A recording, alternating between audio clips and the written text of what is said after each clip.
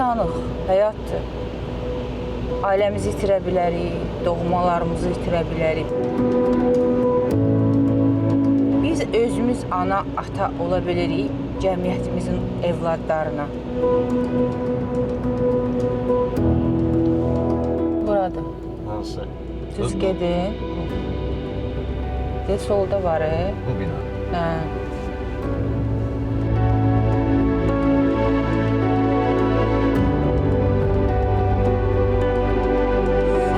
Salam, xoş gəlmişsiniz. Gəlin. Salam.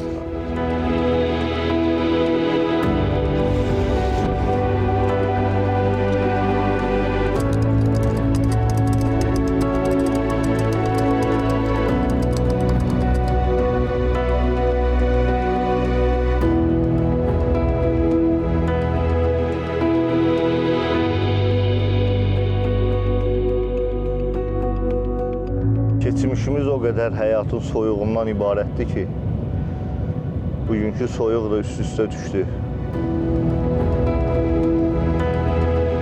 Xüsusi bir səs var, küləyin səsi, o pəncərələrdə eşidilən səs. O səs həmişə adamı çox üşüdür, hətta evinə qədər isti olur olsun. Elə xatirələr canlandırır adamın təsəvvüründə. Adam elə bilir ki, hələ də o vəziyyətdədir və o dövrdədir. Qurd qışı keçirdi, amma yediyi ayazı unutmadı. Bugün pəncərədən yanıb baxıram qarın yağmağına, yerin yaşlığına. Düşünürəm ki, internatda birinci qış bizdə uşaqlar var idi. O dövr çətin dövr idi də, 93, 94, 95 illər. Hansı uşağın ki, ayaqqabısı su buraxırdı, mən onlara bir növ öyrədirdim ki, corabdan sonra kulyonka giyinin, təkrar bir dənə də corab giyinin, onda ayağınız islanmayacaq. Yəni, ayaqqabı deşik olsa da ayağınız islanmayacaq. Bayaq pəncərədən baxanda onu fikirləşirdim, nədənsə o gəldi mənim xatirimə.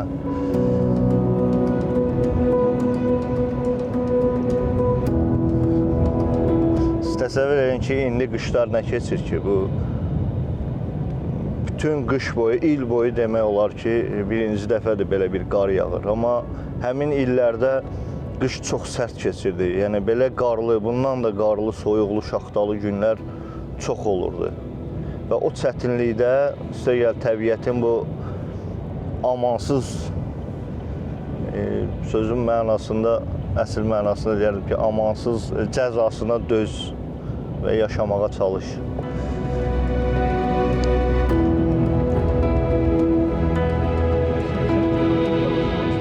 Yağma yağış, yağma qar, kasıb kimsəsiz donar. Şeir yazardıq biz belə havalarda. Səhər yuxudan duranda düşünürdük ki, nə qaz var idi, nə işıq var idi. Birinci növbədə biz hardan ağac kəsməliyik, gətirməliyik ki, evdə istilik olsun. Uşaqlar donmasınlar. Hətta xəbər yayılırdı ki, yanacaq doldurma məntəqəsinə ağ nöyüt gəlib. Təsəvvür edirsiniz, bu havada yarışa girirdik. Kim tez çatacaq yanacaq doldurma məntəqəsinə, ayaq, paltar, suyun içində heç nə düşündürmürdü bizi ki, bir neçə litr biz ağ nöyüt ala bilək ki, onu maşınkada istifadə edib yeməyi, çayı qızdıra bilək, hazırlaya bilək. Gecə gedirdik çörək növbəsinə. O gün bir kadr çıxdı qabağıma Facebookda, həmçinin paylaşdım da 94-cü ildə. Hələm o çörək növbəsi Bakı şəhərində olan bir kadr idi. İndi siz təsəvvür edin ki, həmin növbə rayon yerində hansı dərəcədə idi, hansı səviyyədə idi. Böyüklər güclə çörək əldə edə bilirdilər. Biz 12-13 yaşında uşaqlar bir neçə nəfər idik biz. Əsasən 3 nəfər çox olurduq. Digər dostlarımın da valideynləri müharibədə idi deyənə, onların da ailəsinin yükü onların çiynində idi. Ona görə biz bir yerdə əsasən mübarizə aparırdıq.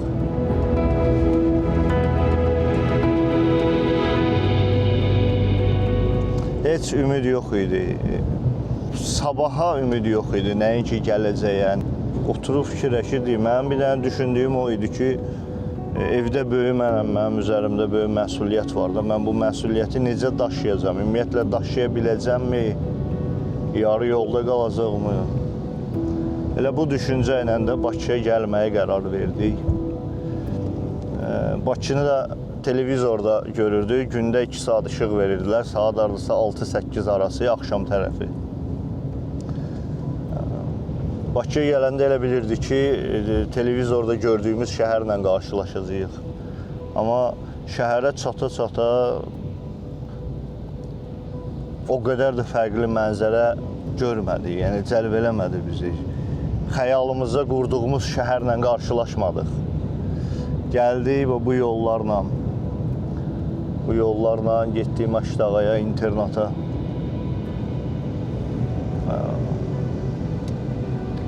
Həyatın ikinci qaranlıq tuneli oradan başladı.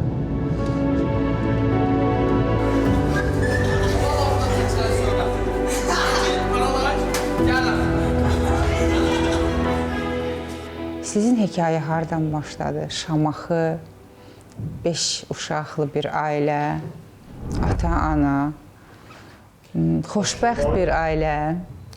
Başlamağı açıq o qədər xatirimdə deyil, necə başlayıb. Nə yadınızdadır?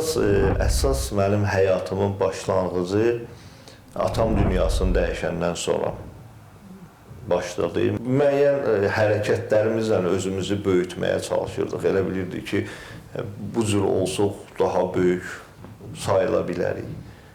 Yəni, böyük olmaq, müstəqil olmaq, özünə cavabdeh olmaq, nə idi böyük olmaq? Böyük olmaq o qədər önəmli idi ki, yəni üzərimizdə qalan böyük bir məsuliyyəti, ailə məsuliyyətini artıq daşımağa gücümüz çatdığını hiss eləmək istəyirdik. Və göstərmək ki, mən böyümüşəm, mən artıq qarışmayın. O həddə çatdım ki, mənim üçün o qədər çətin olmur artıq bunları daşımaq, bunları bir yana çıxartmaq. O vaxtı özümlə bağlı çox xəyallar qura bilmirdim. Çünki belə deyim də, ümidin nə olduğunu indi anlayırıq ki, həqiqətən ümid var və heç vaxt ümid üzülməməlidir insan. Atanız nədən rəhmətə getdi? Atam avtoqəzadan aldığı xəsarətdən sağalmadı. Yəni müalicələr oldu, amma sağalmadı. O mənim dumanlı kimi yadımdadır o hissələr. Uzun müddət oldu? Yox, o qədər uzun çəkmədi. Hardasa onun xəstəxanada yatdığı belə dumanlı yadımdadır. Sonra onu gətirdilər, evə gətirdilər. O yadımdadır. Bir yadımdadır ki, son nəfəsində mənlə bir-iki kəlmə danışdı və qarpız istədiyini dedi. Mən çıxdım, bizim orada İkitin aralda Mirağa dayı deyilən bir dayı var idi. Qarajda qarpız, yemiş, müxtəlif şeylər satırdı. Mən qaça-qaça getdim, oradan bir qarpız aldım, gətirdim. Ondan bir dişləm dişlədi, ikinci dişləmi dişləyə bilmədi. Bir dişləm dişlədi, onu əzdi, ağzında utdu və o uzun illər sonra həmin o belə deyim, bir fraqment məni çox düşündürürdü ki, yəni orada dəqiqə söhbəti var idi ki, mən bir dəqiqə qarpızı gec gətirsəydim və yaxud o bir dəqiqə tez dünyasını dəyişsəydi, o qarpızdan həmin o bir kusoku dişləyə bilməyəcəkdi. Dadmayacaq. Neçə yaşınız var idi arasında? 10 yaşım. Tamam deyildi. Tamam deyildi. Yox. Sizdən başqa daha 4 evladı var idi. Bəli, bizdən başqa mənim balaca qardaşım atam dünyasını dəyişəndə 6 aylıq idi. 6-7 aylıq idi. Anam dünyasını dəyişəndə isə 3 yaşı var idi onun. Balaca qardaşım. Ən kiçik qardaşınız. Sizdən sonra gəlirdi Bacım. Bacı. Bacım, 2 bacım, sonra 2 qardaşım. Onların neçə yaşları var idi? 9, 7, o biri ortancıl qardaşımın Elçinin var idi, harasa 5 yaşı, Rəşadın 3 yaşı. Ana rəhmətə gedəndə, amma ata rəhmətə gedəndə o hələ 6 aylıq idi balaca. Yasda yadımdadır ki, onu mən qucağımda gəzdirirdim ki, çox ağlayırdı. Yox, Evdar xanım olub. Həmişə Evdar xanım. Həm son vaxtlarda biraz işlədik. O üzüm bağlarına gedirdilər. O kənd, rayon xanımlar, rayon cəmaatı. Onda yadımdadır ki, mən də onunla gedirdim. Bəs necə davam elədiniz atanın ölümündən sonra? Necə qaldınız ayaqda? Kim işləyirdi, ailə kimi? Atamın ölümündən sonra nənəmlə qaldıq. Nənəm 92-ci ildə nənəm, 12 yaşımda nənəm dünyasını dəyişdi. Ata, ana, nənə? Yox, ana nənəm, hə. O vaxtacan o qədər çətinlik hiss eləmirdik. Bizim maddi sıxıntımız da o qədər olmayıb. Çünki hətta anam evdə pul var, atamdan sonra evdə pul var idi. Anam onu götürüb qoymuşdu. Zibelbank deyilən o vaxtı bank var idi.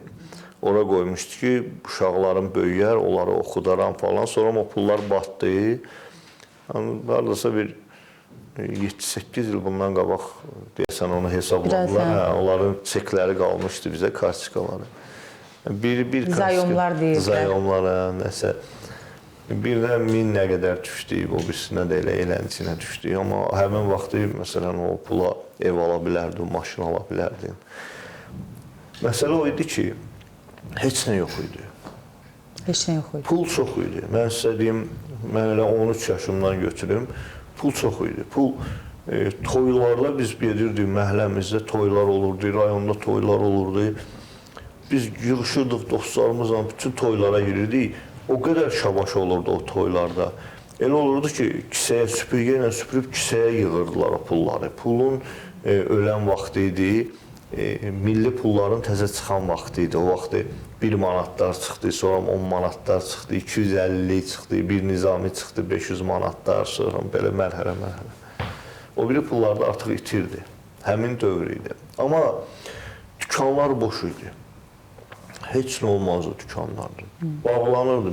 Bir-iki dükan var idi ki, orada məsələn, ayaqqabı, qaloş, lampaz, belə şeylər tapa bilərdiniz. Qida məsələləri vəbşə çox çətin, ümumiyyətlə çətin. Qıtlıq idi.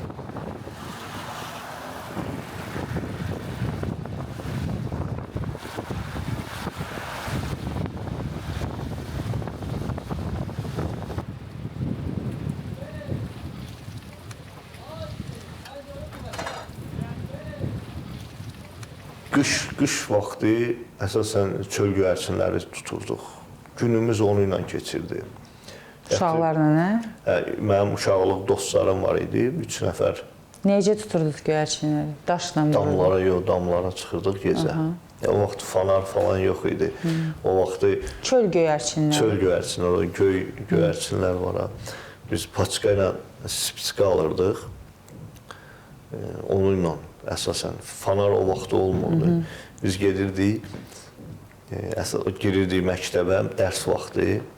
Məktəbdə birinci mərtəbənin axırıncı pəncərələrindən bir neçəsinin cəftəsini açıq qoyurduq. Bir neçəsini açıq ona görə qoyurduq ki, bir də görürdünüz ki, orada xadimə məktəbi təmizləyən vaxtı biri gözünə çarpanda bağlayır. Hansısa bağlayanda digəri açıq qalsın. Və gecə gedirdik, həmin pəncərəni açıb girirdik məktəbin içindən. Onlarda məktəblərdə yer olurdu dama qalxmaq üçün. Məktəbin damına qalxmaq üçün. Və o çöl göyərçinləri gecə vaxtı o damlarda yatırdılar. Və biz gedirdik, qalxırdıq o damdan, o spiçkanı yandırırdıq, o taxtaların arasına onları tuturduq. Kisə ilə tuturduq, 40 dənə, 50 dənə, 30 dənə gətirirdik. Evə? Gətirirdik, bölürdük. Elə olurdu, qonşulara da verirdik. Yəni, ailələr bunu yeyirdi, bundan qida alırdı. Hə, təsəvvür edin ki, bugün yemək ancaq quş əti var və ət suda, qazanda pişir. Yəni, bunun kartof məsələsi, soğan məsələsi, bunlar da çətin idi. Olurdu, davamlı olaraq yox deyildi. Yəni, olurdu, amma əl çatan deyildi, rahat deyildi tapmaq. Bizim məsələn elə olurdu ki, gedirdik çaxır zavodundan, çaxır götürdük, kanisterlərlə alırdıq. Gedirdik, bizdə Qız Meydan kəndi var idi, orada malakanlar yaşayırdı. Onlar çox kartof əkirdilər, onların əsas təsərrüfatı kartof əkməkdən ibarət idi. Biz aparırdıq, o çaxırı verirdik onlara, onlardan kisə ilə kartof alıb gətirirdik. Biz gedirdik, mədrəsə kəndi var idi, orada İndi Şamaxı cəmaatı bilir, orada quşçuluq ferması var idi. Biz gedirdik, orada yeşiklərlə yumurtanı alırdıq, gətirirdik. Bizdə Dediskimir deyən ərazi var idi, Uşaq Aləmi mağazinin qarşısı var idi Şamaxı mərkəzində. Onun qarşısında o yumurtanı satırdıq, oradan alırdıq, satırdıq, gətirdik, başqa şeylə dəyişirdik.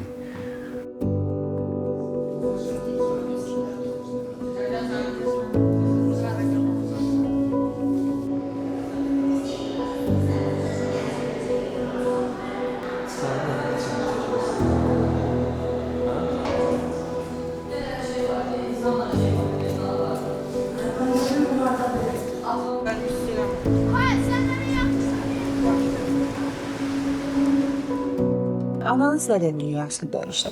Anam xəstə oldu. Sonra? Bir müddət o da xəstə yatdı. Mən bəlkə 4 ay, 5 ay. Dəqiq yadımda deyil. Əvvəldən var idi, yaxşı sonra? O da qəzadan xəsarət almışdı. Onda elə bir ki, ciyərində problem var, qabırğa batmışdı, nədirsə. Mən onu tam məlumatlı deyiləm. Yəni, mənim dumanlı şəkildə mən onları şey edirəm. Yəni, hər qohumla da gedib oturub detallı nələrsə müzakirə eləmək həvəsində də deyiləm. Bizim qonşular çox mehriban olublar. Özü biz əvvəl başqa məhəllədə yaşamışıq, sonra biz oradakı evimizi satıb gəldik nənəmin evinə. Nənəmin evinə yığışdıq, çünki orada anamın qohumların əhatəsi idi və biz qohumların əhatəsinə gəldik, çıxdıq. Qonşular da demək olar ki, hamı bir-birinə qohum olan qonşulardır və qonşularımız çox yaxşı idi. Qonşular biz heç bilməzdik ki, məsələn, paltarlarımız necə yuyulmasıdır, yeməyimizin bişməsidir. Elə olurdu ki, biz o qonşuda yatıb qalırdıq, o qonşu uşağı, oğlu bizdə, qızı uşağı bizdə yatıb qalırdı. Yəni, mehribançılığımız var idi bizim. O baxımdan yaxşı idi, o baxımdan biz hətta gedirdik, yay vaxtı gedirdik, məsələn, balığa gedirdik, balıq tuturduq, gətirirdik. Gətirəndə biz onu bölürdük.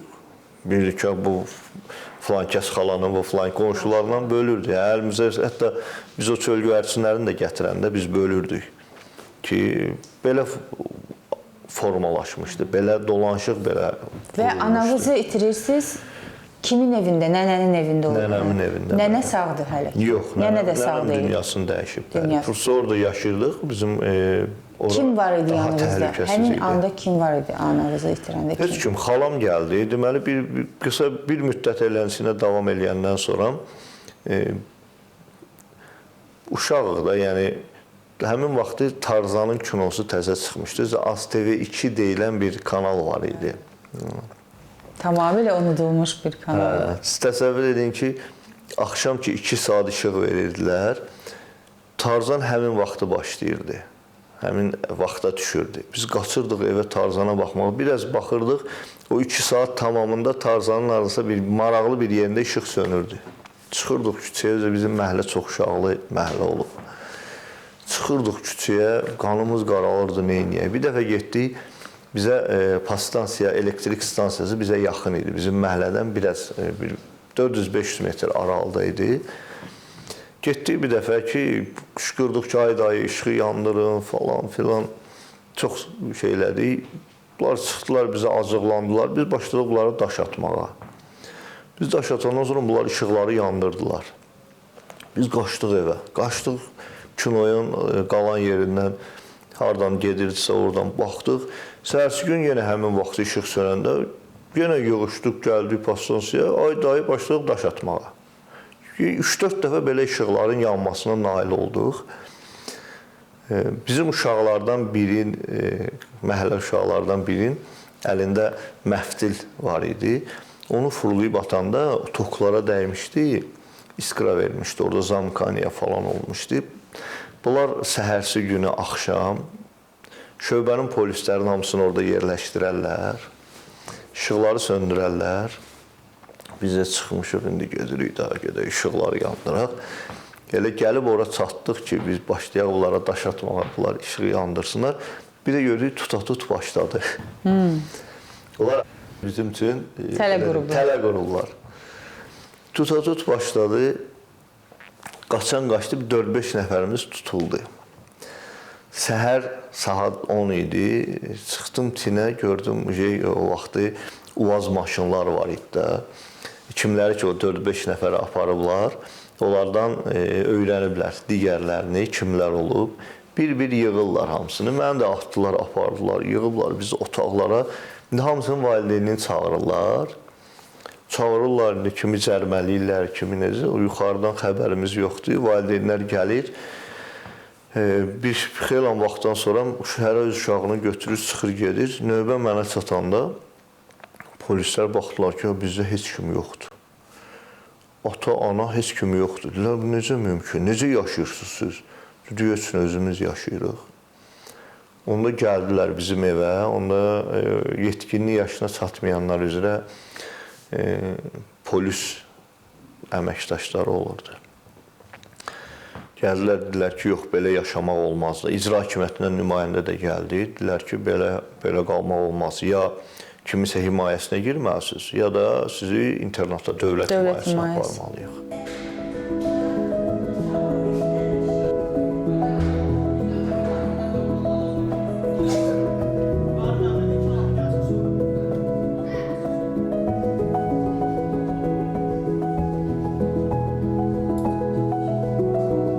Xalam 2 bacımı götürdü himayəsinə. Əmimgildə bizi götürmək fikri var idi, belə bir söhbət gedir. Amma biz himayədən çox internat məni cəlb eləmişdi. Nə mənada cəlb eləmişdi? Bakı əslində məni cəlb eləmişdi. Çünki mən o 1-2 saat ərzində ki, biz televizora baxa bilirdik, onda Bakını fərqli bir formada görürdük. İşıqlı şəhər, böyük şəhər, maraqlı bir yer. Və fikirləşirdim həmişə ki, mən Bakıya çatsam, mən bu qardaşlarımı bir yana çıxarda bilərəm də. Biz Şamaxıda qalsaq, çətin olacaq. Əmin də o vaxtı təsərrüfatı var idi falan, belə bir şeylər var idi. Bakı gələcək vəd edir. Mən ona ümid edirdim və əmim fikirləşirdim ki, mən əmmin himayəsinə biz geçsək, biz də onun evladları kimi təsərrüfatla məşğul olmalıyıq. Təhsil almaq istəyirdiniz, oxumaq istəyirdiniz. Heç özümün ümumiyyətlə elə bir ümidim yox idi ki, mən gedərəm, oxuyaram. Mənim bir dənə hədəfim o idi ki, mən valideynlərim mənə arxayın olublar. Yəni, bütün övladları mənə tapşırıblar hamısı. Anam dünyasını dəyişəndə mən bir həftəyə 10 il, onu mən həmişə hiss elədim. 10 il böyüdüyümü rahat hiss elədim ki, bir həftənin içində mən 10 il böyüdüm. Birinci depressiya düşdüm. Qapandım özümə. Çox çətin oldu mənim üçün. Sonra özümü topladım. Topladım ki, yox, bu məsələ deyil də. Biri var, bilirsiniz necə, biri var ki, ümidin ola, biri var ki, hədəflərin ola, ona doğru gedəsən. Biri də var ki, bilirsən ki, sən güclü olmağa məcbursan. Məcbursan ki, güclü olasan.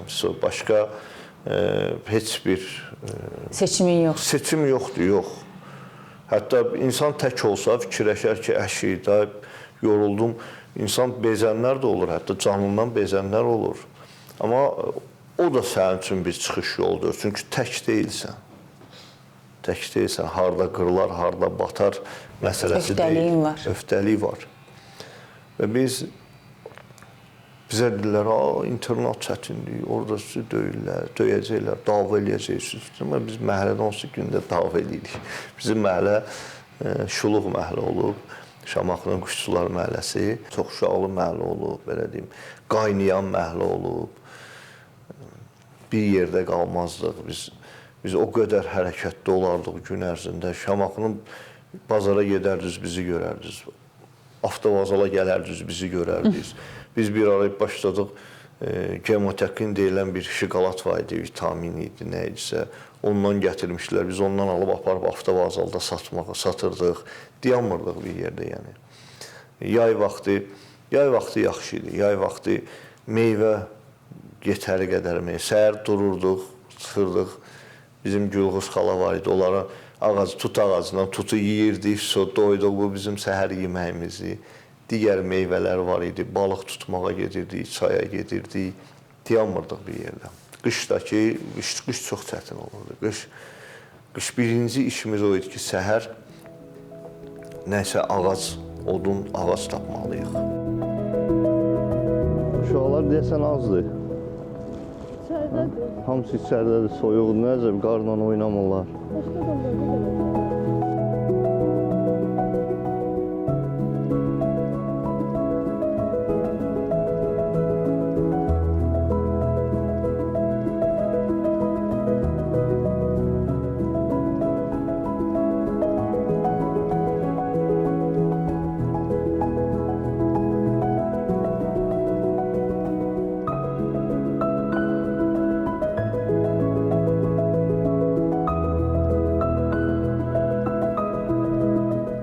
Bura bizim ədəbiyyat otağımız idi. Bizim üçün ən belə kövrək günlərdən biri bu sinifdə keçib. Deməli, 11-ci sinif artıq son zəng ərəfəsində vida görüşü olur da, bilirsiniz, direktor olur, sonra zavos, bizim tərbiyəçi. Onlar buradan oturmuşdular, biz də burada oturmuşduq. Düzdür, ondakı şərait indiki kimi deyildi. Fikirləşirdi, hamı fikirli idi, hamı fikrə yetmişdi, nə, necə olacaq. Direktor sual verirdi, Zaur müəllim ki, nə planlaşdırırsınız, nə eləməyi planlaşdırırsınız? Biri dedi ki, mənim Rusiyada qohumum var, əmim oğlu orada olur. Mən onun yanına gedəcəm və Rusiyada işləyəcəm. Biri dedi, hərbiçi olacam. Hərə bir fikir bildirirdi, hərə bir söz deyirdi. Mən onda dedim ki, mən çalışacağam ki, bundan sonra çalışacağam ki, bizdən sonra gələn uşaqlar, yəni bunlar, biz çəkən əziyyəti çəkməsinlər. Əgər ona az da olsa, nail olmuş olsam, biləcəm ki, nəyəsə bir faydam dəydi. Yəni, hansısa bir hədəfimə çatdım. Və o sözün məsuliyyəti bugünkü gün məni bura qaytarıb və illərləndir biz bu internatlardan uzaqlaşmırıq, uzaqlaşa bilmirik və illərləndir internat uşaqları ilə bizim öz dilimizdə desək, işləyirik. İşləyirik ki, onlar müstəqil həyata çıxanda daha məlumatlı olsunlar. Həyatda o qədər gözəl şey var ki, həyatda o qədər sevinəcəyimiz, sevə biləcəyimiz şey. Qabağınıza insanlar çıxacaq, sevəcəksiniz, seviləcəksiniz, dostlarınız olacaq, işiniz olacaq, iş yoldaşlarınız olacaq. Orada ilişib qalmayın, olmaya da bilər.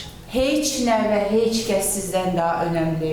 Özünüzü incitməyin, rahat olun, relaks olun, çox rahat olun. Həyatda uğur insanın özünə bağlı məsələdir. Nə atasına, nə anasına, nə ailəsinə, nə heç kəsə bağlıdır, özünə bağlıdır. İnsan özünə söykənməlidir. Çünki onlar hamısı müvəqqəti və keçicidir həyatımızda. Biz özümüzə gəl. Heç nə və heç kəs sizdən daha önəmli. Özünüzü incitməyin. Rahat olun, relaks olun. Çox rahat olun. Mən arzularla yaşayayım. Bunu edəcəm, onu edəcəm, onu edəcəm. Oldu, olmadı. Əsas hədəflərdir, arzulardır. Uşaqlarda belə bir fikir formalaşır ki, hansısa bir uğurun arxasında mütləq hansısa bir dayday dayanır.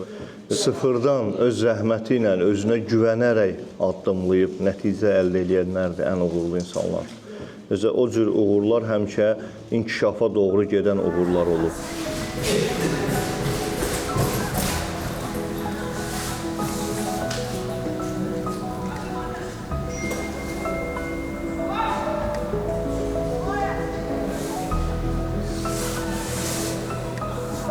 Mən bacaracağam.